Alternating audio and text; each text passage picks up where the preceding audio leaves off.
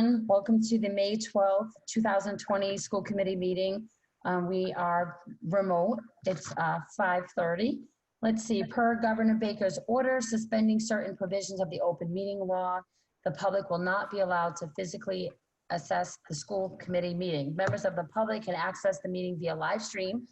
In addition, the events will be rebroadcasted on the local cable access channel. The school committee reserves the right to implement additional remote participation procedures and will notify the public of these procedures as soon as practicable. The meeting is being live streamed on YouTube, and the link is available on the agenda that is posted on our website. If you have any questions, you could also email Kella Benavides, and I'll be giving you her email address. If you would like to have a public comment, whereas we do not have an audience, feel free to email Kelly at KELLYBENEVIDES@AcushnetSchools.us. Feel free to email her your comments or questions, and she will. I will gladly let her interrupt me throughout the meeting, and I can check back in with her during delegation. Okay, so at this moment, we will. Can I have a motion to call to order the May 20th, 2020 official meeting? Motion. Second. Second. Okay, all those in favor? Aye. Aye. And we'll do the hand thing. All right, so the first thing on the agenda would be the school choice hearing. Dr. Bailey, do I need to suspend the regular rules of the open session and go into the public school choice hearing? I believe so, because this is a hearing. Okay. So, Can I have a motion to suspend the rules of the regular meeting for May 12th and go into school choice hearing, and then we will come back into the open session to make a vote? So moved. Second. All right, all those in favor? Aye. Aye, aye, okay. So Dr. Bailey will hear your presentation regarding school choice hearing. yeah, it's very short. I'm recommending that that the school committee vote to not accept school choice students from other districts for the next school year, which would be in alignment with what we've always done. I don't think we could handle that right now, budget-wise and other reasons why, but you can certainly have a discussion about it. But my recommendation is that we do not accept school choice. Okay. Does anyone have any discussion or anything that they'd like to talk about before we get out of the school choice hearing and go back into the regular meeting? Any discussion? No. Okay. So can I have a motion to end the school choice public hearing and go back into regular session? So moved. Second. Okay, all those in favor? Aye. Okay, right, so thank you. We're back in open session. We're getting this done. We're doing pretty good. All right, so we would need a motion. So regarding the school choice hearing, we will need a motion not to participate in school choice for the 2020-2021 school year. Do we have a motion? So moved. Okay, a second. Second. All those in favor? Aye. Aye. Okay. None opposed? All right. Okay, so moving on, we have approval of minutes, payroll and warrants. Do I have a motion to approve the school committee minutes of April 14th, 2020? Motion. Second. Okay, all those in favor? Aye. Aye. None opposed? Okay. An approval for the, a motion to approve the executive session minutes of April 14th, 2020? Should those not be released? Not to Sure. be released? Okay, due to we're in negotiations, I think that's a smart decision. So we will do a motion to approve the executive session minutes of April 4th, 2020 not to be released. Motion. Okay, Second. okay, all those in favor? Aye. Aye. Any opposed? Nope. Okay, and last, approval. Can I have a motion to approve all payroll and warrants? Motion. Okay, second. Second. Okay, all those in favor? Aye. Any opposed? No, okay.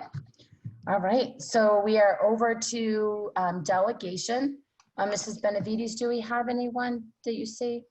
No, okay. So at this time, and I know this is unconventional, so feel free to send her an email if you still have a question and we can see where we are in the agenda. All right, we do not have any old business, so we do have some new business. So we're up to superintendent's report. Dr. Bailey, we'll start with personnel matters. Okay. And while I'm going over the report, I know that we have a couple of guests who will be joining us and I'll be introducing them. But as you saw from my personnel report, Amy Souza is our only hire for preschool teaching next year. We don't have any resignations or terminations.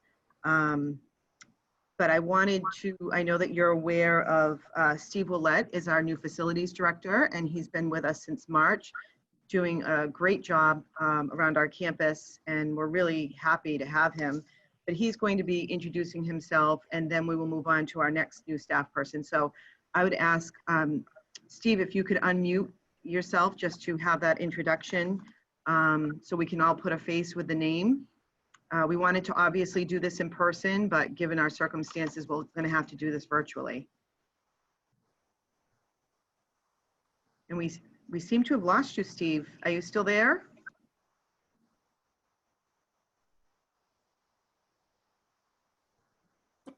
Looks like Steve may be having some technical difficulties. Okay, we'll come back to Steve. We also have Carrie Stoffel with us. She is our new Director of Curriculum, Instruction, and Assessment. It looks like she's still connecting right now. So I'll give it a minute so she can also hear.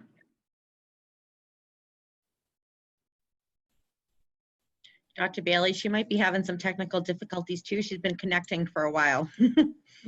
Okay, She also may have just have to, she's not looking at the screen, so she may have to just click join by computer audio. okay. So while we are waiting on them, I'm just going to do a quick update on the COVID-19 remote learning. Oh, there we go. Hi, Carrie. Hi there. How are you? I'm good. So I was just saying that you just joined us. You're from the Weston Public Schools. You're a digital learning coach. So in addition to all of your background with curriculum, you also have some great background with technology, which I think in the context of what we're working on with remote learning, I think the timing couldn't be better. So I would love for you to introduce yourself, and now we can put a face with the name. Fantastic. Well, I am so excited to introduce myself and join the Acushnet community. Dr. Bailey has been wonderful in providing her strategic plan and district vision, and we've spoken at length regarding the faculty and families of Acushnet. Dr. Bailey is so enthusiastic. She's so enthusiastic, and her regard is so high. It has been contagious with me, and it has made me so excited to begin the work. My initial focus will be on getting to know the community and collaborating with faculty on how we're going to further Acushnet's academic performance and achievement for every student. Thank you. Does any committee members have any questions for Carrie, Ms. Stoffel? Welcome. No questions. Great to have you on board, Carrie. Thanks. I'm so oh, hi. Thanks. Really excited. Yes, we all feel the same way. We're just excited to have you on board. Be patient, but don't lose your enthusiasm. So we're excited to have you here. Well, thank you. I'm just so excited to begin. I'm so excited. Thank you. Great. And we're looking forward to having you. As you know, we really need someone to take the lead on these issues with curriculum. And what better time with your expertise to come in a time where we're doing remote learning. I think it's going to be a huge asset to our community and our students and school community. So welcome aboard. Thank you. So next up we have Steve Willett. I see you're back with us, and you've been with us. Yeah. You've been with us since March doing some great work around the campus, and I was wondering if you could just take a couple of minutes to introduce yourself to the committee so they can put a face with the name. Sorry we have to do this virtually, but this is how we're working now. Not a problem. It's been a little bit of an adventure since I came here, not being able to say bye to people I've been working with for 25 years before coming here, and not be able to shake hands with the people we meet here. So it's been unique. Obviously, I'm Steve Willett. I was with Dartmouth Schools for 25 years. Licensed plumber. I'm also a selectman for the town of Westport. That's the quickie profile. I don't know if you want me to get into projects now or later, what we're doing. Probably later, because I think we have you on the agenda if you just want to hang around with us. Okay. I know you're on the agenda for an update, Steve. Does any committee members have any questions or comments for Mr. Willett? No, just welcome aboard. Yeah, You're great to meet you. welcome. So I'm going to just continue with my report. Kerry, feel free when you need to leave. You can certainly catch us on the live stream. But again, thank you so much for joining us tonight. Thank you. It was wonderful seeing you all. And I'll see you soon. You See got you it. soon. Thank you.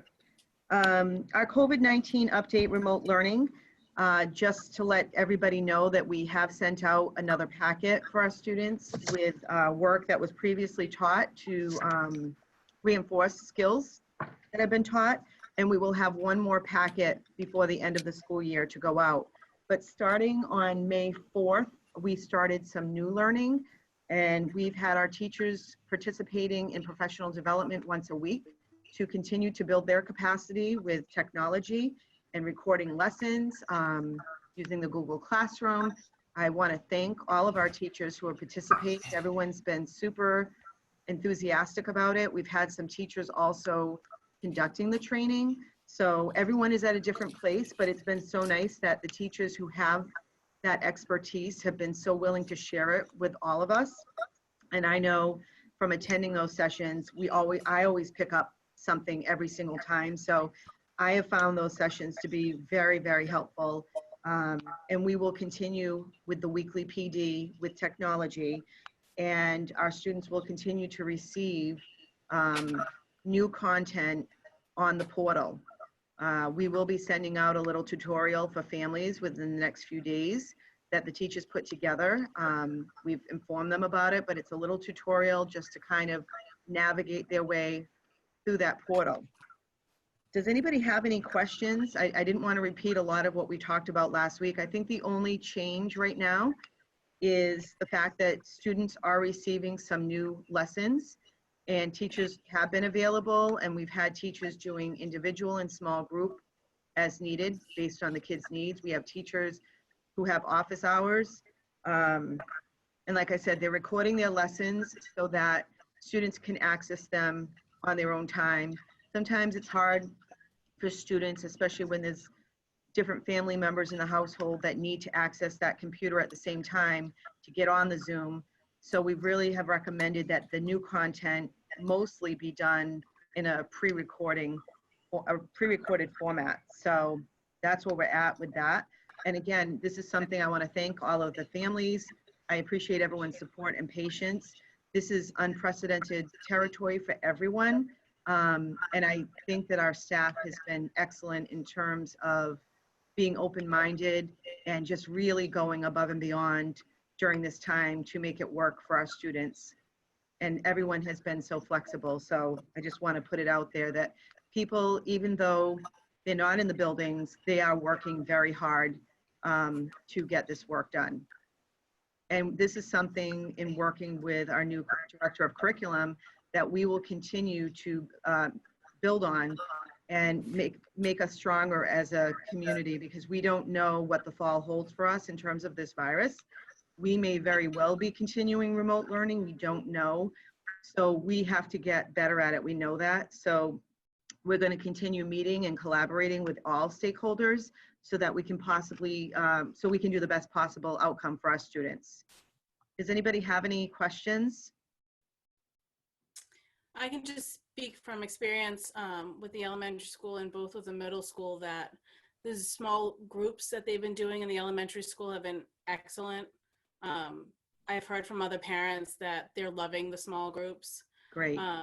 Then from the middle school, I've also heard from parents that love how the teachers are putting everything in the beginning of the week so then the kids can sort of use their own schedules for the remainder of the days. So Great. good job. There's a lot of flexibility with this. We know that families, everyone is in a different place right now with this. So we're trying to be as flexible as possible. So I think, Mrs. Gomes, that's great feedback. And we continue to send out periodic surveys to families and staff so that we can continue to keep a feel for the pulse of what's going on. So thank you very much for sharing that. No? Anybody have anything else?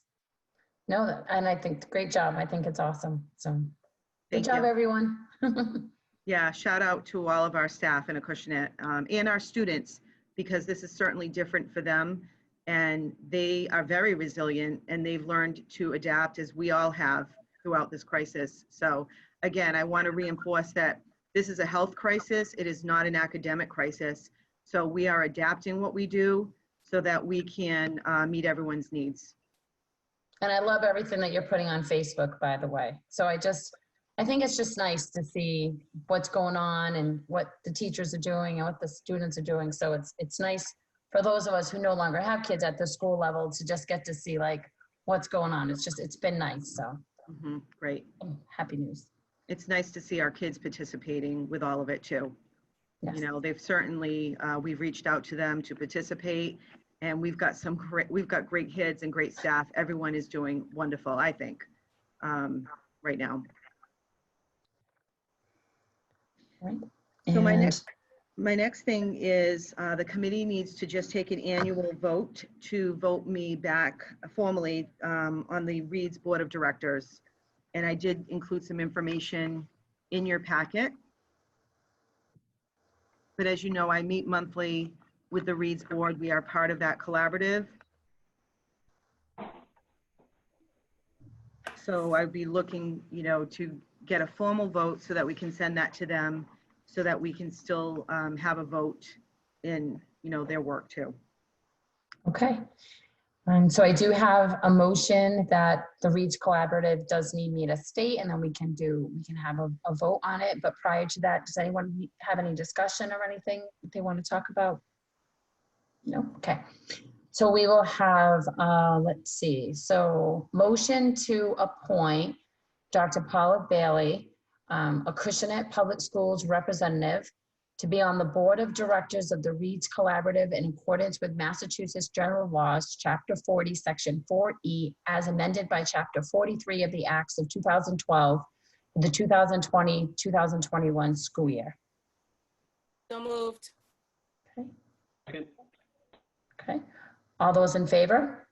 Aye. All right. Any opposed? Okay. All right. So that's all set.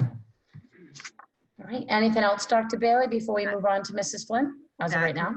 That concludes my report. Thank you so much. All right. Thank you. All right. Business managers report, Mrs. Flynn. Okay, thanks. In your packet, you have several different reports that I've prepared. Most of them you're very familiar with, so I can briefly go through them if you have any questions. What I'll do is I'll start with the written one on letterhead and go through that, but I'll also be referencing the Excel sheet that says budget update as well. So as you can see, I've broken it out into our major budget categories. Again, our biggest surplus is coming in from salaries, about $250,000. We also have about anticipated and special education contract services, another $101,000. And that is a combination of bringing services in-house and also some services not being performed because of the school closure. So we also have tuition reimbursement surplus. These are funds that were dedicated for college tuition reimbursement for the teachers and paras that have gone unused, and that's about $20,000. We have some small surpluses in PD and student activities.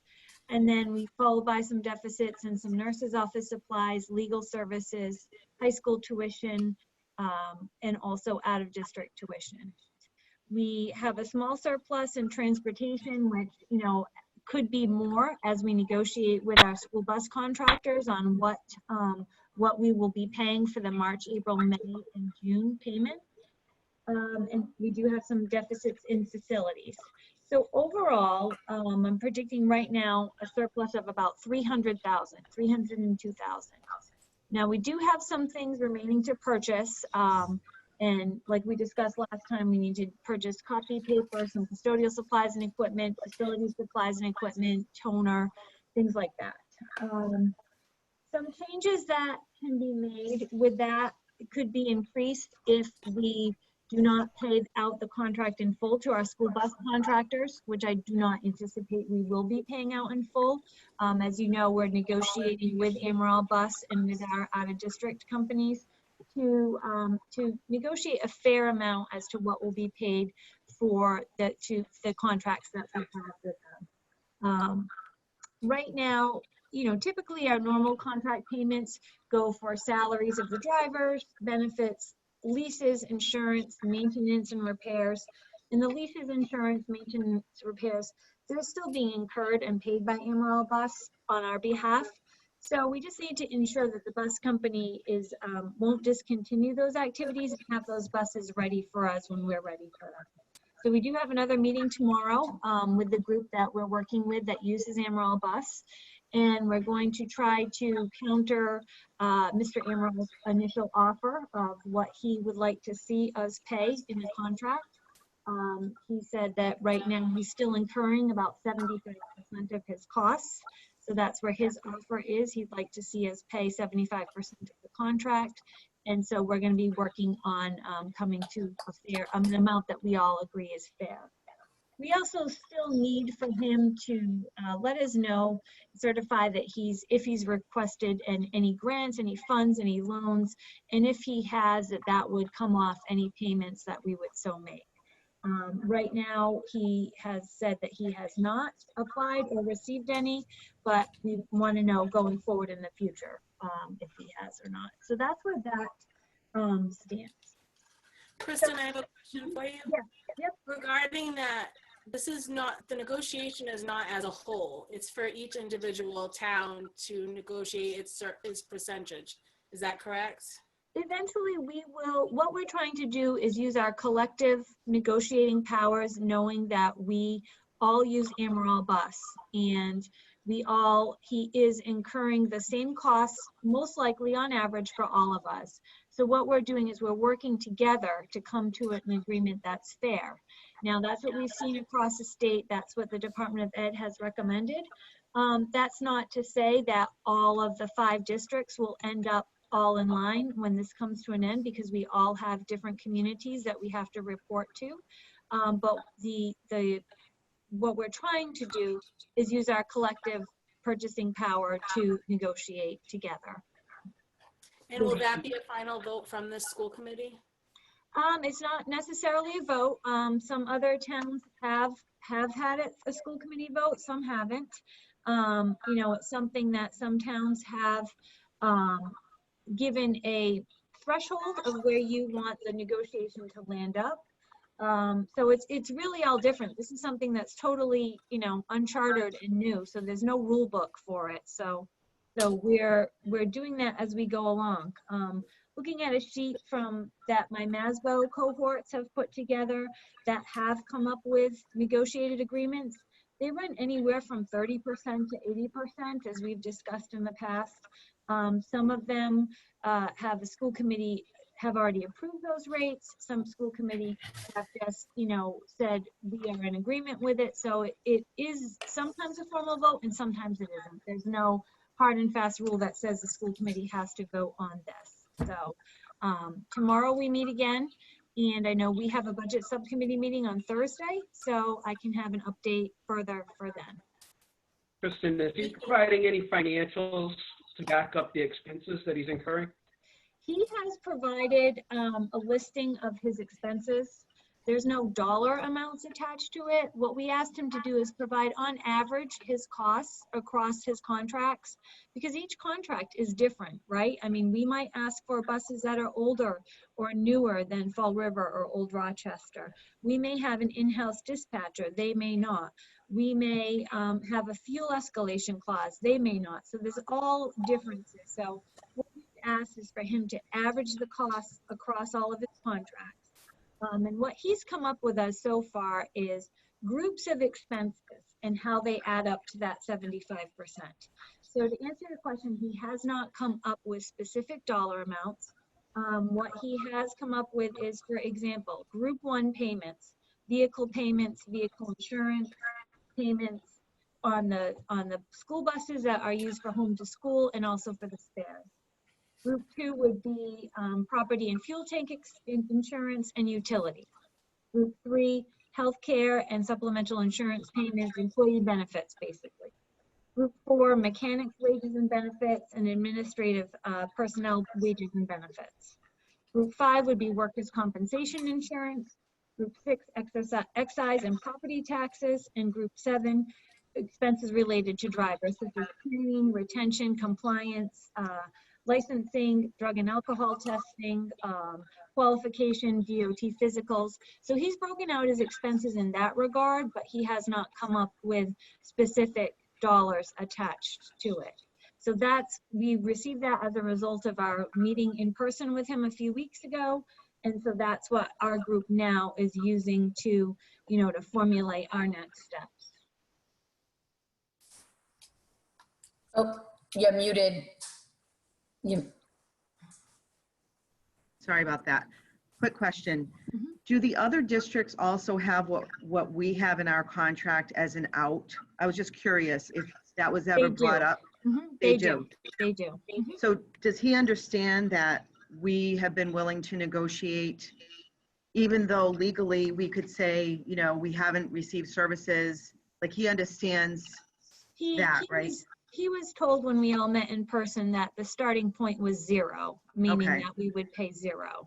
And that Mass General Law states that would back us up. Okay. So I'm only wondering what everyone else's feelings are in the committee. I mean, I know we have a budget subcommittee coming up, a meeting, and I personally, I don't want to, but I know today I think would have been my last meeting, but I think I may have one more. I'm not really sure how this, I'm being told I think I have one more.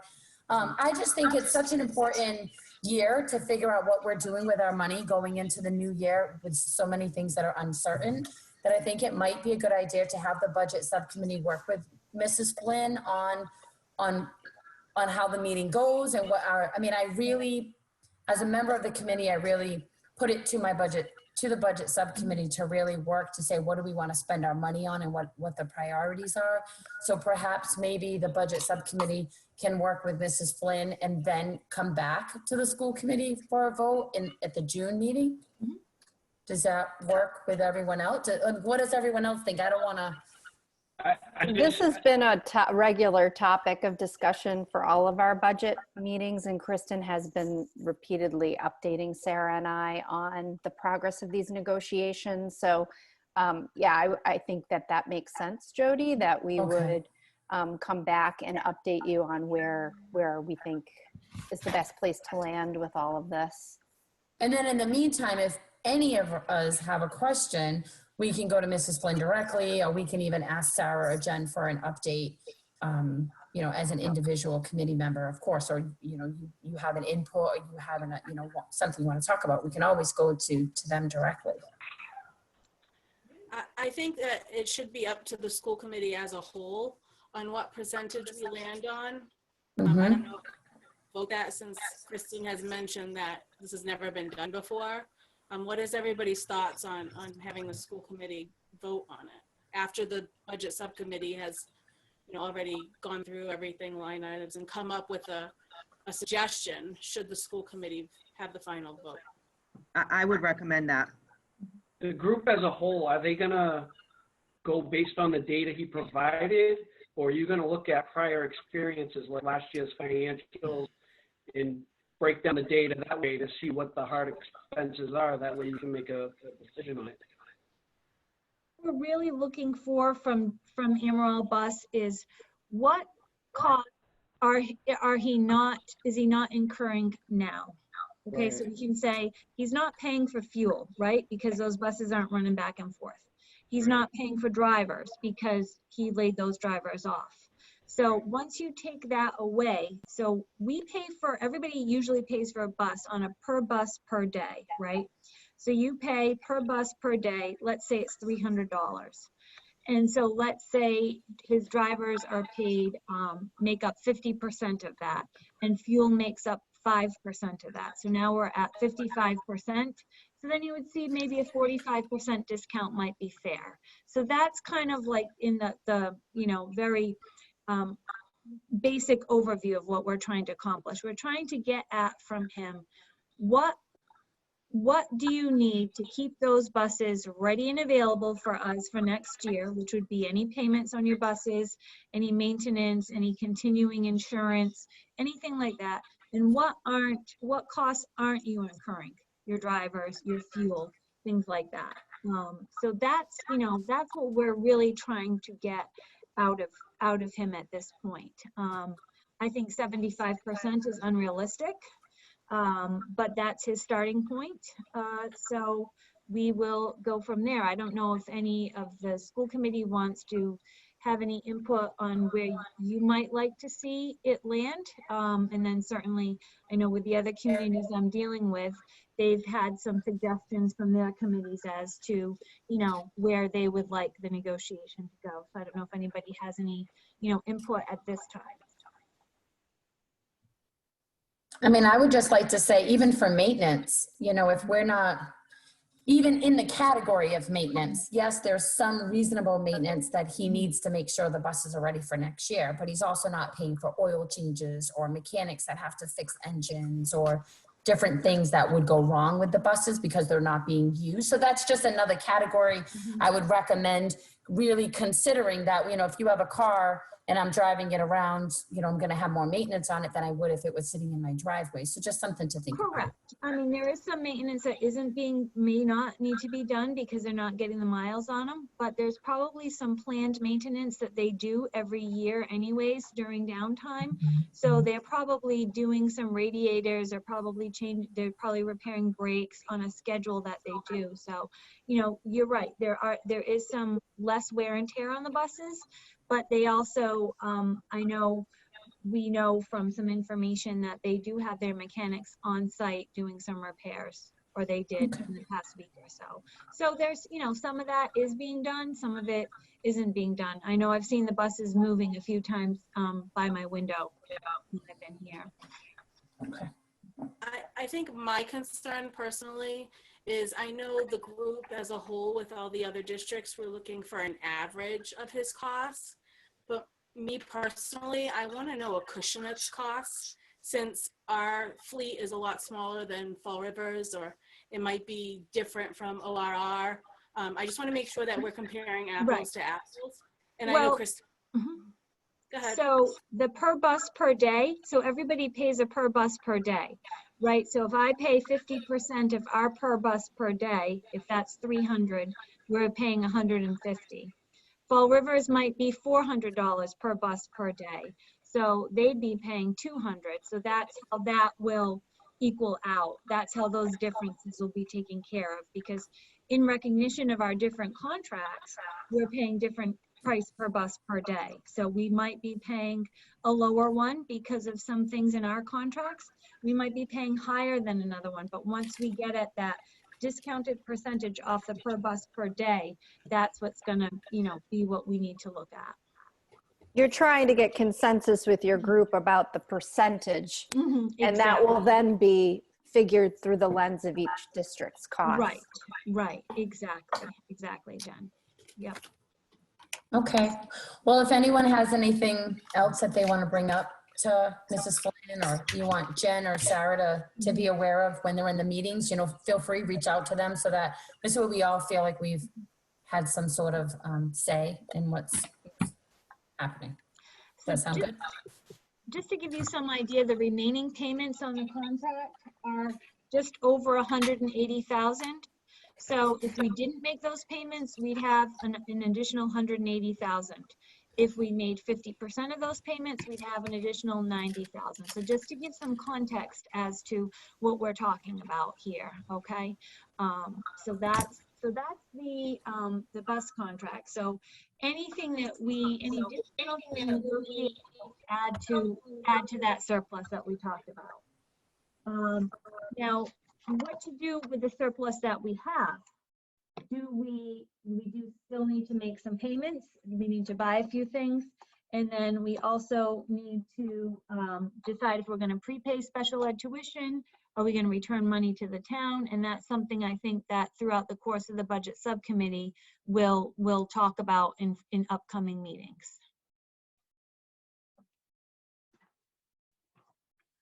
If you want, we can talk more about the FY21 budget. We can move on to that.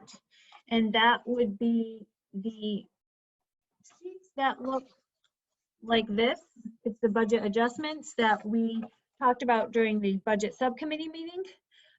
So basically, we're starting at $835,000 over level funded from last year. The town has indicated that they are looking for level funded expenses. So to do that, we'd have to reduce our budget by $835,000. So we've talked about that with our budget subcommittee. And I've come up with some adjustments that you can see detailed in your materials, just based on decreasing high school tuitions, based on enrollments, based on more students going to Old Colony than either Fairhaven and New Bedford. We decreased salaries, and again, these are all recommended. So that would be eliminating our new positions of library media specialist, reading specialist, and a part-time maintenance. We also decreased about some salaries to reallocate some salaries that of new hires that we had, including the director of curriculum, the AES principal, prorated some attendance incentives, unneeded long-term sub-salary, and actual salaries needed that we just filled positions. So just some salary adjustments, and that was about $36,000 decrease. Kristen, can I interject for a second? Yep. I know the committee felt really strongly about the reading specialist, and we did talk about this in our budget subcommittee. And we're hoping that Kerry, now that she is on board, and the other paras, and I know Paula has some sort of game plan that she's thinking about, to sort of fill that void somehow. So I just want the public to know that we're not forgetting about these positions, that we're going to try to work, Paula's going to try to work her magic to somehow accommodate and get extra help for the kids that need it. So I just want to put that out there. Right. Yeah, And again, these are all suggestions to try to get to the budget that the town can bear. So nothing's been voted on or set in stone. These are just, you know, our thought process in this, Dr. Bailey and I's, was to eliminate positions we don't have yet, rather than, you know, at some point, you know, we're not going to get to 800,000 or 500,000 or 400,000 by cutting expenses. So we're trying to lessen the impact as much as possible. So again, we're going to be meeting with the leadership team tomorrow to discuss some more of these items. I don't know if Dr. Bailey has anything to add about that, and then we'll meet with the budget subcommittee I believe on Thursday. Yeah, I'll just reiterate that cutting more than $800,000 from our budget in Acushnet is significant, and nobody could have predicted COVID-19, but this will have an impact not only on next year's budget, but I'm predicting that it will also have an impact on the following year. So, you know, we're trying to be very strategic in what the kids need, and while we know that we strongly need a reading specialist, it's perhaps not the right time to bring on these new positions at the expense of other positions right now. And I strongly believe that. And with the addition of a director of curriculum, as you stated, Mrs. Gomes, we are going to work collaboratively with all of our teaching staff, being led by Ms. Stoffel, to get our kids what they need. And I'm delighted to have her on our team because she will take the lead with the curriculum and instruction and assessment side of the house. So, but I just want people to realize that those positions we had discussed when we had done the original budget hearing, they're very, very important to us. We have the data to support it, but at the same time, nobody could have predicted what has happened with this pandemic. So we know that what the needs are right now, but we're doing our best with what we have and moving forward based on how this virus goes in terms of getting better at remote learning, if that's the case, or whatever it is. So, and if we do land money, we'll certainly keep it in mind for future. Have you heard anything from the state as far as Chapter 70 money? What the budget's looking like, or no? No, everything's, Kristen, you can speak about this, but everything has been very uncertain. And I'm not even sure we're going to get anything immediately. I know many districts are starting to look at operating on possibly a 1/12 budget starting in July, but because of not knowing what we're going to get. I don't know if you want to add to that, Mrs. Flynn. No, I haven't seen anything about any Chapter 70 money. I wouldn't be surprised, but right now we haven't seen anything. The predictions, though, is that we're going to get less. Yeah. So some of the other decreases, and these were just kind of like the easy things I could do to try to get to chip away at that $800,000 number, right, before making any large impactful cuts. We decreased utilities by just under $40,000. This is a result of the town's Green Communities LED lighting project. The building inspector and the town administrator felt we would see a $36,000 savings. So we haven't seen the impact of that yet, but we will hope that we do next year. We also decreased about $18,000 from technology contract services based on some updated information. We took out the late bus, which is about $17,000, so there will be no late transportation next year. And I decreased about $10,000 from homeless transportation. Right now, we don't have any homeless students currently, but we historically have, so I do like to leave a contingency in there. And then the biggest impact is we've unfortunately had to increase our out-of-district tuition and transportation lines by about $225,000. We have 3 newly outplaced students, and I'm actually working with the Director of Student Services because we may even have a change to that, but a change to the better for that. So we may be able to reduce that a little bit. So those sheets that I gave you has those, you know, big decreases and increases and some other small adjustments. Like I said, the budget subcommittee has been meeting to discuss these adjustments and will continue to meet. And can I just add that the most important thing to us is having teachers in front of kids. So, you know, if we have to look at all these other things first before cutting positions, because the most important thing right now is to have the adults in front of our students teaching. So that's the priority, and we're going to definitely do our best. We've had a lot of discussions around this, and we will continue those discussions, as Kristen alluded to. So those decreases that were summarized, they total just under 300,000. So right now we're about 540,000 over level funded. So that took a little bit of a chunk, but we still have some work to do. So at our last budget subcommittee, this budget subcommittee decided to revise the budget to about 2.5% over level funded. So at this point, we would need to cut an additional 174,000. So the number is getting better, right? And we can accomplish this by prepaying special ed tuition. So that would be a way not to impact our current staffing levels. So we can definitely do that, or we can use the special ed stabilization fund. Now, the only caveat to that is I want everyone to know that if we reduce those budgets by that amount, those costs are still in the budget for the next year. Those students are still in their placements. So we're gonna have to, for the following year's budget, come up to where we were and then any increases. So it's a short-term solution. It will buy us some time, but unless those tuitions drop off, it's not the long-term solution. So I just want everybody to understand that. And can I add one thing? With this uncertainty of going into the fall, we don't know what school will look like. And we're waiting for some guidance from the state, and we will be mapping out some scenarios. But in terms of budget, we may be looking to purchase PPE, some other expenses to make sure that our students and staff are safe. If we have to, if school looks different, that's going to cost money, right? So as we start planning this out, this will impact the budget as well. And I just want everyone to be aware of that. There's a lot of things to consider at this point. So, like I mentioned, we're going to, I'm sorry, All right. Craig? With all these cuts that we're making, the total you're mentioning is 800,000, correct? If we need to get to level funded, correct.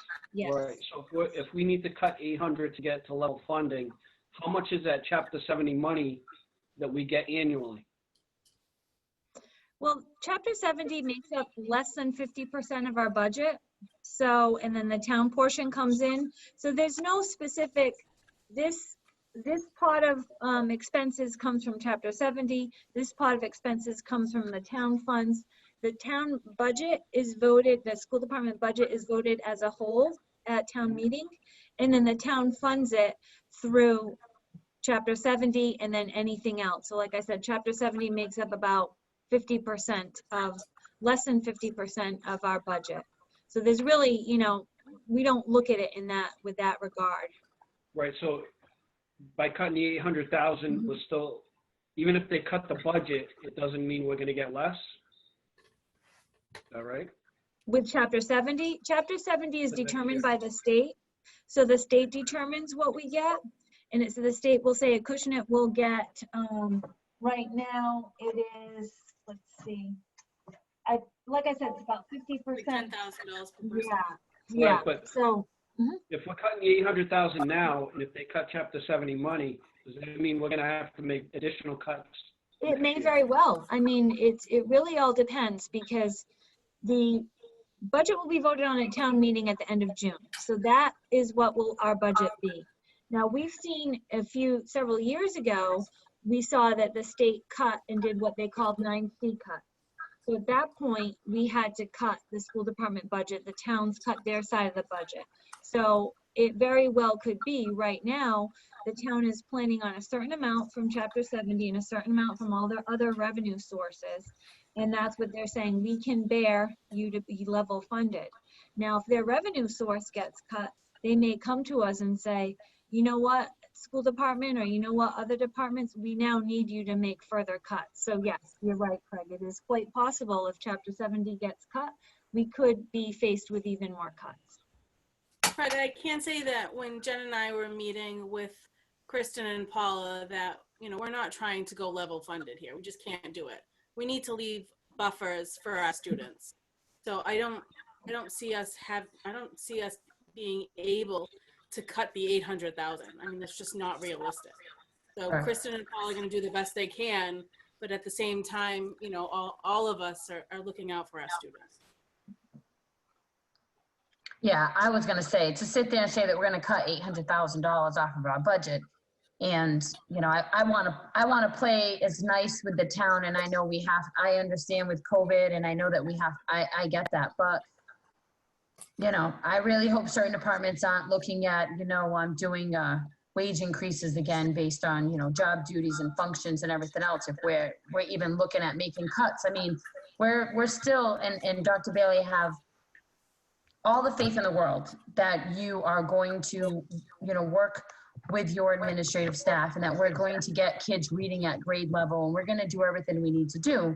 But to echo what Mrs. Gomes was saying, is this has been an issue that this committee has continued to hear about for forever, you know, back to very past principles, that we have kids in the district that are not reading at grade level. And it's frankly unacceptable to me. Like, you know, like I know we have, every year we say we have to keep cutting certain positions in order to make the budget. And at some point I say, I understand, but at some point I become a frustrated, you know, parent that sits there and says, no, like, enough. Like, I understand, but then certain departments, and I'm not trying to say that, 'cause that doesn't sound like I'm being a team player, and I am, but, you know, there are certain departments in town that, you know, get to look at, like, well, this, you know, we get to do the salary analysis. Well, I understand and I respect that, and I get it, but we have kids who are not reading at grade level, and we keep cutting positions. So I know I'm frustrated about that. It's a little bit of a sensitive topic because I've heard this for multiple years sitting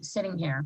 like I said, past administrators coming to us as a school committee and saying, you know, this is where we are, and we keep cutting, we don't have a reading specialist and all that. So I had faith that we had, you know, Mrs. Stoffel coming on board, Stoffel coming on board. I have faith that we have you now. I have faith that we're heading in the right direction, but it's just, it breaks my heart to think that this is still going on. So I leave that with just echoing Mrs. Gomes to say that these positions that we have fought every year with our finance committee on are important positions, and to sit there and say that we can even remotely think to cut $800,000 from our budget. I think the public and the town of Acushnet and the parents would really need to see what that looks like, because that would be devastating. And I will say, just to give it some perspective, that districts across the state are all in the same predicament right now because of, unfortunately, COVID-19. We will always advocate, you know, for these positions and our budget, but we're also being realistic that we're in a really bad situation. It's a health crisis, and you know, I think what they're planning for is possible worst case scenario. And I don't think the town would really want to cut our budget if they didn't have to, quite honestly. I have found people to be very supportive. And, you know, we're going to keep working at it so that we can, you know, save positions. But I do know, I mean, people have already started furloughing in other towns and layoffs. We haven't done any of that right now. And we're trying to give our kids, you know, what they need. And everyone's in a different place with this.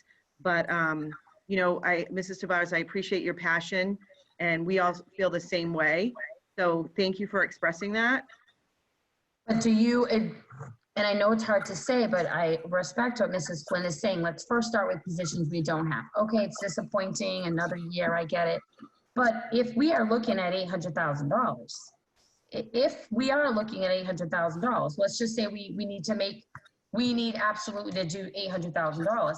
It's my past experiences that's probably telling me that we're not going to be able to absorb that in just getting rid of these positions and making operational budgets, especially if we're saying we have to buy PPEs, right? Then that's going to add to the cost. So you can only take so many buckets of paint or so many buckets of thinner and say we can absorb the cost in the operational side. At some point, the operational side becomes what it is, and the only thing we will have left is to cut positions.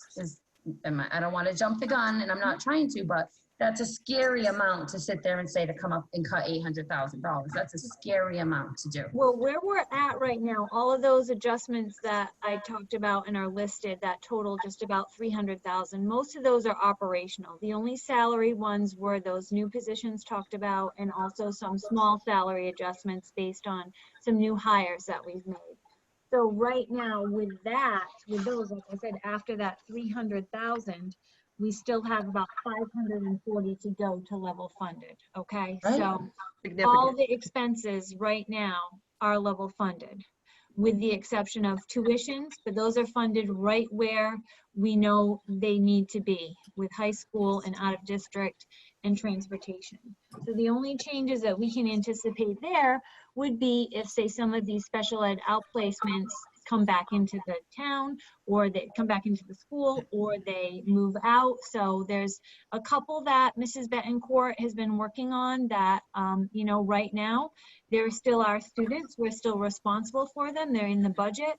But those things, as you know, as I report just about monthly, special ed changes, you know, can and change very daily almost. So those are some of the things, but really, you know, to your point, Mrs. Tavares, after those operational adjustments, my bag of tricks is empty.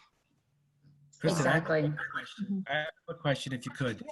Has there been any discussions with the town as far as, and I'm just going to throw some numbers out there, and they're not concrete numbers, but say if you paid 30% of the bus contract, that would free up $126,000. That goes right back to the town. You have $302,000 in surplus. If you say if you gave half of that back, and you still tried to cut $800,000, that actually puts us under level funded. So I think anything that gets returned to the town should automatically be credited back to us at somehow, some way. So they need to know that they're going to be getting some of this money back, and to get to 800,000 is unrealistic. And if we were to do those cuts, if we were to give back just some of the numbers that I threw out, that would put you somewhere around 275 to 300,000 right there. Those are all considerations as to, and in fact, that's kind of the point of our topic tomorrow. I'm giving out some information to the other leaders to guide the discussion on what do we do with the funds that we have this year? What do we do for it next year?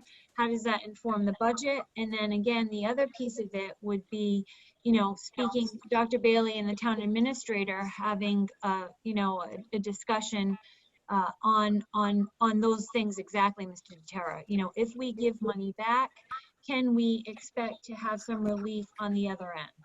That's really. I'd like to interject on that, because I think David was under the same impression that I was, that the transportation line item goes back to the town, which is incorrect, Dave. We get to use that money now. Did you know that? When Mrs. Hebert, who's the town administrator, 2 years ago, they changed how the budget is voted at town meeting. And Mr. Noble, and at the time, Ms. Hebert informed the school department that that is no longer, you know, going straight back to the town. So those transportation funds are under the school committee's control. They were under the school committee's control last year, and perhaps the year before, but we've never had a surplus in transportation. We might have had small surpluses on the home to school contract, but those have gone to cover deficits in the special ed, on the special ed side. So right now, again, this is something new and different for us. The transportation funds, like any excess salary funds, will go into, you know, decide what do we do with those. Right now, we still have some purchases to make, but then what do we do? Do we prepay special ed tuition? Do we return funds to the town? Those are some questions that we'll need answers to, for sure, very soon. And I just want to say there's a lot of moving parts to this, right? So we're going to be establishing a return to school committee. I would love to have representation from the school committee on this, but we have a CARES Act grant money that we can certainly use to purchase things that we need because of this remote learning. That could include things like PPE, technology. So again, we're looking at that grant. We're just trying to be really strategic about all of these decisions, which is why it's so important to collaborate with all of the stakeholders at this time. So we're trying to gather a lot of information. Mrs. Flynn is working with the bus companies. There's just a lot of moving parts right now. And I think over the next few weeks, it will certainly be coming together. It has to because of the timeline. But we're trying to spend that money as we need it. You know, I'm bringing on right now Mrs. Stoffel to work part-time because we've got grants that are due with curriculum. We have the remote learning concerns, and she can definitely be an asset right now. So she's agreed to do that to help us out a little bit before she officially starts in July to get some of this work going for us. So that's just one example of the way that we might be spending a little bit of this money. And it's a small amount, but it's based on the needs. I just think wherever we end up, I think people need to really get an idea of what that looks like, because that's scary. That's scary. And you know, it's so hard because this is pervasive uncertainty all the time, every day, that it keeps changing with this COVID-19. We don't have answers from the state. We don't know what the virus is going to do. We don't know what school is going to look like. So we might have added expenses in the fall that we're not even aware of right now. So we're trying to get all these scenarios together so that we can be prepared. For example, if we need additional bus runs, not only would we need the money, but do we even have a bus company that would be available to us if there was additional bus runs, staggered starts, whatever it is. And again, we're looking at other countries right now just to see how they brought kids back, and we can learn lessons from them. But there's a lot to this right now. And that's why I think it's important to establish this back to school committee so that we can get a lens from everybody, you know, from the health perspective, from a school committee person, a parent, a teacher, Mrs. Flynn, everybody. It's very important right now because there's so many things to consider as we move forward with this. And obviously, the most important thing is that no matter what we do, it will always be with keeping our students and staff safe at all times. So if I don't think it's safe, I'm certainly not going to recommend it, but we're going to explore all the options and also listen to the governor, recommendations from the state as well as from the Commissioner of Education, what those guidelines are going to be moving forward. But again, a lot of unknown right now. So what's the timeline for this budget? Because if right now the town meeting was moved to the end of May, maybe, and we only have one more meeting before that. I mean, the end of June, I'm sorry, the end of June. Is it June 22nd? Yes, town meeting is June 22nd. Mm-hmm. So I know, Dr. Bailey and I know that the town is eagerly awaiting what our suggested budget is going to be. So, that's, I don't know, Dr. Bailey, what has Julie said anything else about? I know they want our number as soon as possible. Right now, our number is, 800,000 over level funded. So I explained to, do we make it, if we come in with our number, they can make it their number on June 22nd. So we have to somehow work to get to to the budget that's going to satisfy the school department and also be, viable at town meeting. well, I think the issue too is if they don't have the money to give, right? But the communication that I've had with the town administrator is, the school department is very different than the other departments. We have a lot of other considerations right now with the COVID-19. We have a budget subcommittee that we have to go through. So we have been keeping her informed that we have been having meetings. In the last communication, Mrs. Flynn actually had with the town administrator to let her know that the budget subcommittee at this time is recommending that we come to cuts down to 2.5% versus level funding. So again, that's still significant, but let's see where we land. And we're working with our leadership team as well to get input from everyone in terms of what we can actually handle and what our students need. So we're probably going to need a new, another school committee meeting to approve the budget, correct? Okay. Right, because our last meeting for the year is June 9th. So unless we have something by then, we can certainly put it on the agenda for the 9th. What we don't have and what we've had in the past, and we can check with the town on this, is when does the warrant go to print? Because that's kind of the real deadline, when the warrant goes to print, so we can get our request printed in the warrant.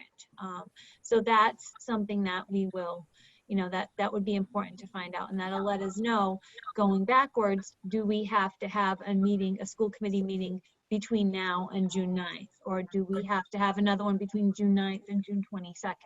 Right.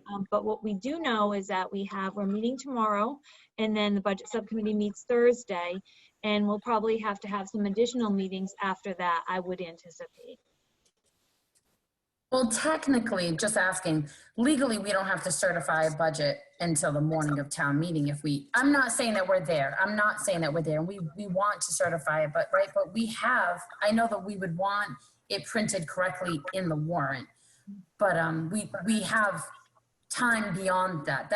It's nice to have it printed in the warrant in an ideal world, but if we were really struggling with coming up with our number, legally, we don't have to certify a budget until we can post the meeting the morning of town meeting if we need. Right. I mean, legally, that's not the drop dead date is the question.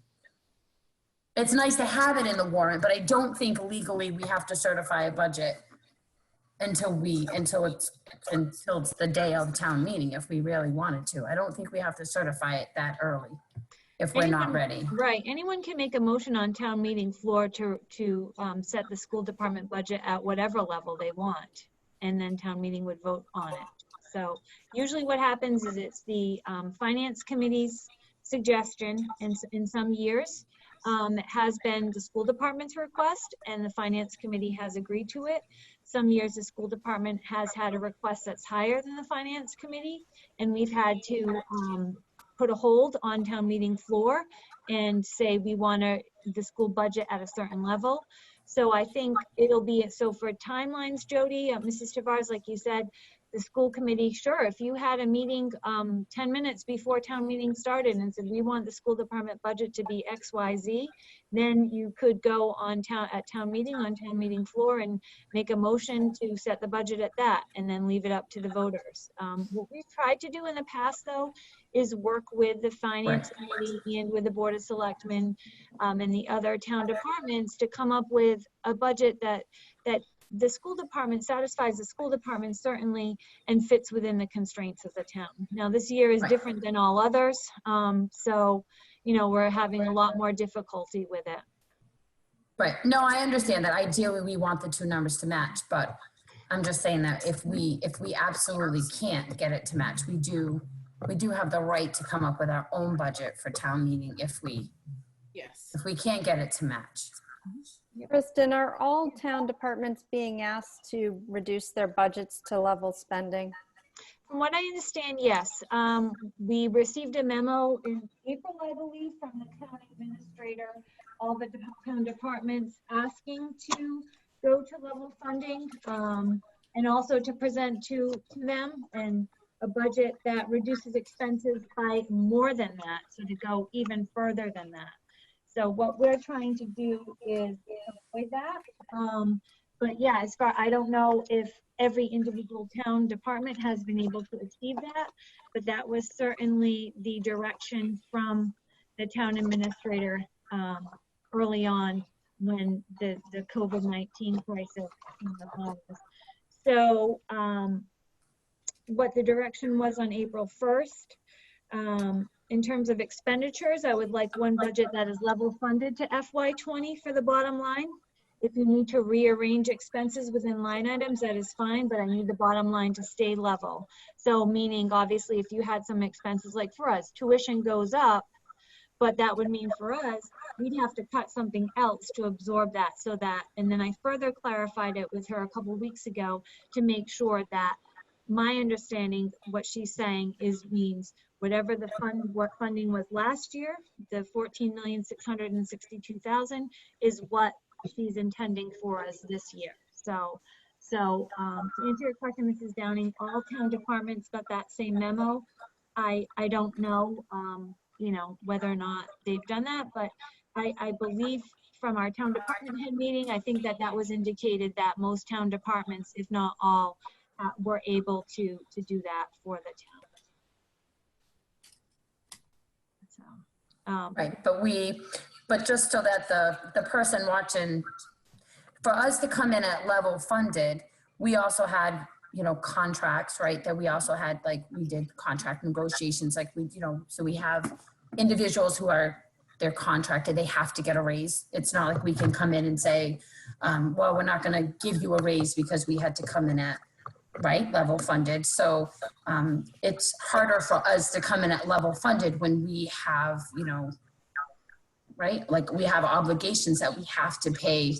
Am I wrong? Like, right, like that's why there's such a discrepancy for us to come in at level funded, is that we have things that we're mandated to have to pay, right? The bus company rates are automatically going up next year. The salaries of all employees they're in contracts. Those are automatically going to go up next year. So we walk in already, we can't just walk in and it's not, you know, not like your house budget and you say like, well, you know, we don't walk in and we don't make any new bills. We can just walk in, like, you know, you're automatically walking in with new bills. You're automatically walking in. So then you have to reduce it somewhere else, correct? Right. So I think all town departments have to absorb their salary increases because most town contracts have a built-in COLA, say it's 2% or whatever, and they also have steps. So every town department is going in behind the 8 ball on that, right? Because they have employees that are moving up in the steps, just like we do, and they're giving a COLA. What we may have, and I don't know other town budgets, but what we may have that makes us a little different is our tuitions. We pay a big percentage of our budget goes outside of the school department, okay? And we've spent some time in other previous budget years breaking that down. But when you look at it, a lot of our expenses go to high school tuitions, since we don't have a high school, and it goes to out-of-district tuitions. So those sometimes go up at a faster rate than that 2%, or, you know, say the town says we can afford a 2% increase. Well, those are climbing higher than that. And salaries are climbing higher than that, right? Because if you have a step increase and a COLA, your salaries are going up more than 2%. So then what happens with us is it squeezes out all of the operational expenditures. So if we go back to our original budget, our total increase that we had, the total increase of salaries, tuition, and transportation made up 90% of the total increase. So all of that, you're not gonna, you know, to get out of those increases means we need to decrease tuitions, we need to decrease transportation. And the only way that's happening is if we don't have the students. So we do have the students. The other way is to decrease salaries. To decrease salaries, we don't have the positions. And that's, you know, that's why we went after those positions, those new positions first. So all of our other budget lines only made up 8% of the increase. So I think that's, Mrs. Tavares, the answer to your question there, what might make us different. So, you know, you take, say, you know, I don't want to pick on any town departments, but they may be a smaller department. They may have a salary for a department head, which might not have step increases, just a COLA. And they might have salaries for clerks or for some unionized employees that would have the steps and the COLAs. Then they might have some budget line items for supplies and maybe some other discretionary things. But they might not have some of the big fixed costs that we have that are our tuitions and our transportation. So that right there is what gets us every time. Just to give an example, I do know that Reed's Collaborative, because I am on the board, they service our, you know, most needy children, right? They have gone up in their tuition. And again, we have no control over that because the board votes on that, but they have expenses that they have, which requires them to raise their tuition. You know, they're actually building a new school. So, but again, we wouldn't be able to service those children in the district. All right, thank you. And just a few more things in summary. Dr. Bailey did mention that CARES Act grant that we will be applying for. So we are slotted to receive about $77,000, and that'll be used for expenditures in FY21 for emergency relief to address the impact that COVID-19 has had. So that is some, you know, that's another, you know, area that we can leverage. It's not a lot, but it's something. And then finally, the capital requests that we talked about during the budget, the town has put a moratorium on all of them, except for those that would not doing it would cause real harm to the departments. So in our budget subcommittee meeting, I just wanted to update the full committee. We discussed that and we decided to move forward, I believe, with only 3 of them right now. And it would be the roof preventative maintenance to make sure we had funds for that, the Wi-Fi upgrade, and also the curriculum. And they asked us which ones do we need now at Springtown meeting to start in July 1, and which ones could we possibly postpone to the fall. So we thought that we would like to have the roof funds right away in July 1, and also the Wi-Fi, so that if we do go that route, we can get that work done over the summer. And then the curriculum, we felt we could postpone to a fall town meeting. All the other requests that we had, unfortunately, we decided just to, you know, save those for another year. What about the door? What about the door in the cafeteria? Yeah, so as much as we would love to have that, as much as, you know, it's needed, that was something, it was an $80,000 request. We decided during the budget subcommittee that we might have to wait on that one. So that's not a safety issue, then we're okay. Currently, no. No, it's not a safety issue. That's not mean to say that, I mean, hey, the thing is 20 years old. Right now, we don't have any indication that it's a safety issue. It's just an eyesore. But, you know, if it does become a safety issue, then we'll have to address it by some other means. Okay. You're muted, Mrs. Downing. Sorry, I just wanted to make a comment. Thank you. My comment about asking about other departments was really, your point, Kristen, that we are unique in our spending because we have so many of these fixed costs, like out of district tuition. You know, this town voted, I don't remember, a couple years ago now, we had a grant from the state to study the feasibility of sharing more costs with other districts. And the town voted a couple years ago to vote that down, just against even studying the feasibility of what that would look like, which we could have discovered how we could have saved some costs through that study. And my point is I think the town needs to understand, because we are unique, that we should not be held to the same cuts that other departments are being held at. So to ask across the board that all departments get to level spending, I think is a little frankly unreasonable and unfair, because the school district can't do that because of the unique situation of our budget. So my reason for asking about that was just, I want to make the town aware that they need to be paying attention to these other budget discussions, and town meeting is going to be really important. And if the people in this town value education, then we need to make that loud and clear that it has to be a priority, and that there has to be some exceptions when we're going to the finance committee at the town and asking for a budget. So that's why I brought that up. So.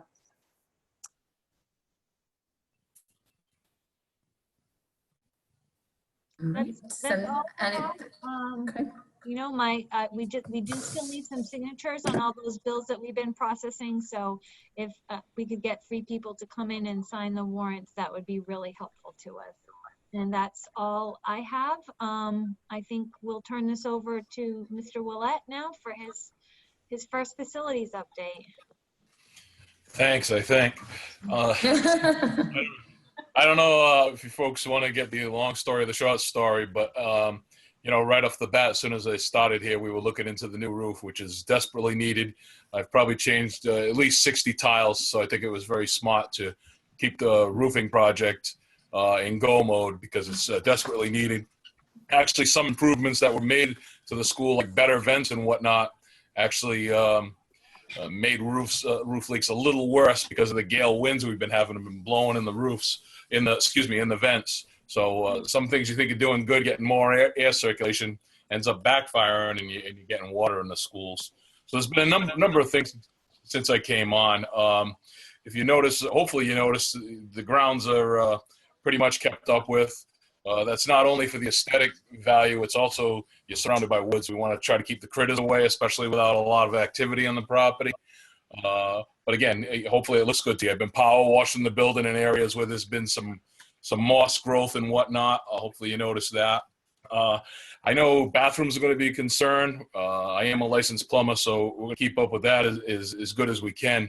What you have in all the bathrooms is Simmons faucets, which is made in Braintree, so people feel real good buying them because they're local. But after a while, just pushing on them tends to get hard, and they short cycle, and et cetera, et cetera. So, you know, we've probably got 100 of those that some have been rebuilt, and I'll keep poking away at those. We also obviously want to get rid of as much porous surface area as possible. With the COVID, obviously it's worse. So we're trying to button up all of that. Catching up on electrical. We're excited to get the flagpole lights replaced at AAS and the street light. And unfortunately, it looks like the main line underground might be broken somewhere because we're not getting any juice to the lights. That's one of this week's projects. We also just fixed the scoreboard in the Ford gym. And a bunch of ongoing projects. Again, I don't know how deep you want me to go, but it's great that we kept the custodians on. Doing the floors right this time of year, we don't have as much humidity, so the floors should look a lot better. You're not getting any water absorption into the wax. They're also stripping instead of buffing because we have the time. So you should notice the classroom's a lot cleaner. We're trying to hit the corners better. Down the line, if we have the time, I hope to actually get in ductwork, which very rarely gets done because a lot of your air goes through filters, but it's still obviously important. We want to have the best air quality we can get. We had 50 top units done recently that was already in the works before I got here to help the air quality. So feeling pretty good. We're doing the most we can to have a clean environment and a welcoming environment for the children. Paul, I have a question.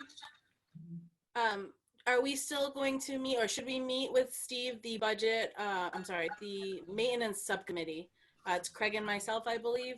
Yep. Should we be meeting with Steve maybe in the next month or two to just Certainly. touch base? I will set that up, a subcommittee meeting. And I appreciate, not only do I appreciate Mr. Willette's work that he's done since he's been with us, but he's really been forward thinking. I know I checked in with him today and Mrs. Flynn regarding projections for the fall, and he's already been talking about things that matter. For example, like, we might have to have sanitation stations, but trash cans that no one has to touch the cover, perhaps the foot release, or the touchless soap dispensers. We want to take an inventory right now of how many we have, how many we need, all those things he's very in tune to. So I'm really thrilled to have you on board, Mr. Willett. And, you talk about aesthetics and the things that you've been doing, even the flashing I've noticed that you've addressed, things that, it's just nice to see things getting done around the district. And I appreciate all of your help with that. I see you all working very hard, the custodians and yourself, every day.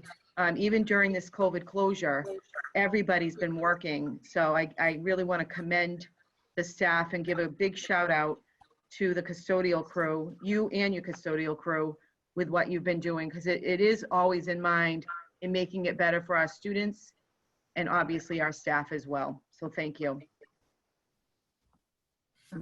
Agreed. Thank you very much. Yeah, Thank we're you. excited to have you here. So thank you. I stand corrected. It's myself and Dave that's on the budget, maintenance subcommittee, excuse me. Got money on my mind here. So many committees. I know. I will definitely schedule that. Putting a note now, and we'll get you that Zoom link invite. All right. Does anybody have anything else? All right. We will let you go so you can leave the meeting if you'd like. And thank you again for joining us. Thank you. And again, I want to give the crew, everybody's working great and trying to get as much work done as possible. Appreciate it. Thank you. All right, Thank you. Great to have you. All right. Contract services, continued payment during COVID-19 school closure discussion. So a lot of that we did have during the course of the budget discussion, just regarding where our contracted services are at.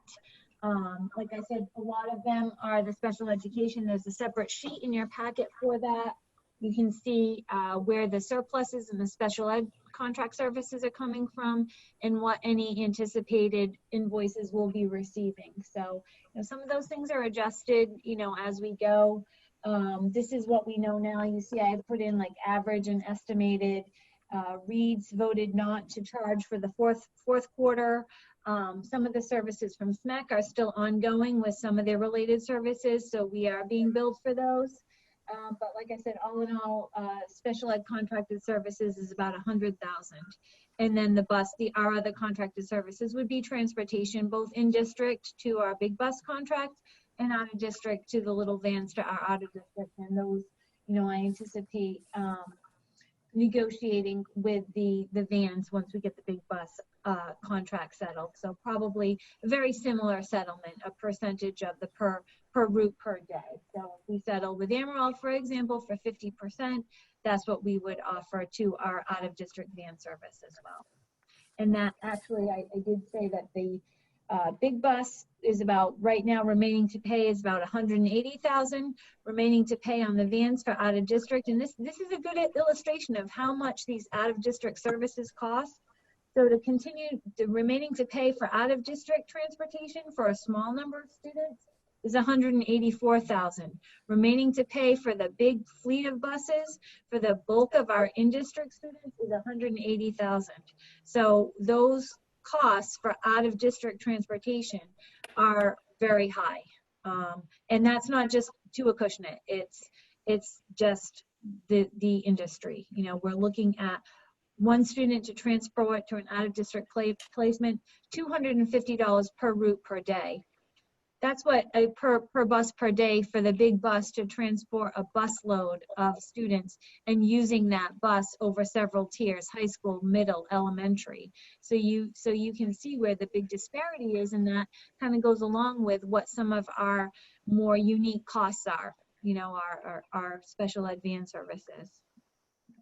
And that's, I think, a great way to put it, Mrs. Downing. So thank you for saying, you know, unique, because that's what the point was I was trying to make, is we can't come in and say no. We can't tell that student, you can't have a bus today to go to, you know, we come in and there's not there, especially at that amount of money, there's not a lot of places to start cutting, because we have expenses that we have to pay. We have no choice. And just to give you an example, on a recent Zoom meeting within the last week, I had a superintendent say to me, we need to catch up because you have a student, I believe, moving into Acushnet, who is going to be an additional expense that we didn't plan for. So again, this kind of stuff happens all the time. And keep in mind that one thing I'll still say, and back to Mrs. Downing or her point as well, is, you know, yes, I understand that the town will keep in mind, like if we've talked about this, you know, if 8th graders decide they're going to go to Old Colony this year, then great. Then the town has a method to pay for that. And however, if we've said it before, we don't have that choice. Like when we have our budget and our budget is paid for, and then 3 kids decide that they're no longer going to Old Colony, but they're coming and now they're going to go to Fairhaven. Again, we have to absorb the cost of that difference, and that cost has to come from somewhere. And I don't know if we would ever want to, or if it would ever happen, or if it could ever happen. But you know, how nice would it be that we say to the town of Acushnet, well, you pay all the tuition for the special ed students, and you pay all the tuition for all the high schools, and then maybe we're left with like a smaller house budget that would be more, you know, not as unique to other, you know, to other departments. I think those are the things we've talked about year after year, is those are the extra costs that we have to absorb. We don't have a choice in. And you're absolutely right. And you can't fluff the budget, but then you can't keep it so, you know, then, but you know, Mrs. Flynn, if you have one student that comes in from other places, you have to pay for that student. There are kids, we have to pay for them. Well, we saw that happen last year repeatedly.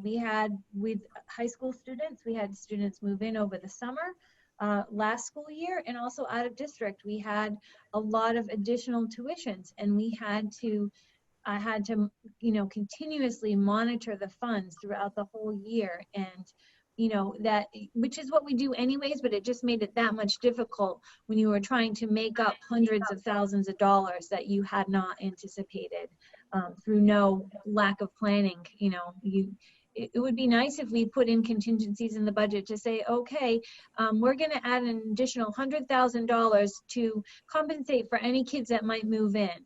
Those days are over. I mean, you know, those days are long gone and over. But you're right. Last year we had to make sure that we had enough money to finish the year in June 30th with those additional costs. This year we also have deficits in out-of-district tuition, but luckily we had some salary surpluses from savings on hires and from, you know, positions that we didn't fill. There were 2 positions that were left unfilled this year, so that it totaled over $100,000 that, you know, was sort of a, you know, for lack of a better word, buffer for us during this time. But, you know, you don't know. A perfect example is we set the budget back in March. The next time we reviewed the special ed out of district tuitions for next year, we've got 3 new out of district students. You know, 1 student was a move-in, another student, I believe we had another move-in, and then 1 student was a recent outplacement. So those are costs that we had to inject back into the budget when we were already struggling to come to a budget that the town could bear. So, you know, it's not easy to manage some of those costs. All right. Last thing. Yep. Before you go on, I'm wondering if Mrs. Flynn, because this is a bit of good news, there's a lot of good things happening. I'm wondering if Mrs. Flynn could just quickly update the committee on the work that our nutrition director is doing with the senior center and Acushnet families in terms of the grant. I just think it would be nice for the public to know that work. So some of the food that we have through some of our entitlements, through the state and federal government, that's flowing into the schools, we are not using it because we don't have kids in school. So she has been working very closely with the Council on Aging to divert some of that food that we can't use in our school to get to the Council on Aging so that our seniors in town can use it. Oh, nice. That's really great. Yeah, we're really trying to keep that in town for people who need it. So I was really happy to hear that that distribution is happening, and it's sort of like a drive-through that people are able to access that. So I just thought it was important for you to know that that is good news, you know, to help people out in the town. Great idea. All right. Okay, so school committee member report. So this is the time of year that we have to vote on the Dr. Bailey Superintendent Performance Recognition Pay. We have to make an official vote. So there was a budget subcommittee meeting, and we had a meeting in which I believe it was the recommendation of the budget subcommittee, correct? Is to, based on Dr. Bailey's performance and based on feedback from other members in the budget subcommittee, I believe I was told that we are going to, that we've discussed the $2,500, correct, for Dr. Bailey's PRP. Okay, so with that, we will need a motion. So can I have a motion to set the superintendent's performance recognition pay, the PRP, at the $2,500 for this year? So moved. So moved. Second. Okay, all in favor? Aye. Any opposed? Okay, so that's all set. And we do not need executive session for tonight. So does anyone else have anything else before we adjourn the meeting? No. So our next meeting right now is scheduled to be Tuesday, June 9th. And if that changes or something else needs to come up as a result of the budget, the subcommittee budget discussions and all of that, just let us know, keep us posted. All right, so can I have a motion to adjourn the meeting? Motion to adjourn. Okay, second? Second. All those in favor? Aye. Aye, okay. Bye, guys. Thank you, everybody. Good night. Thank you.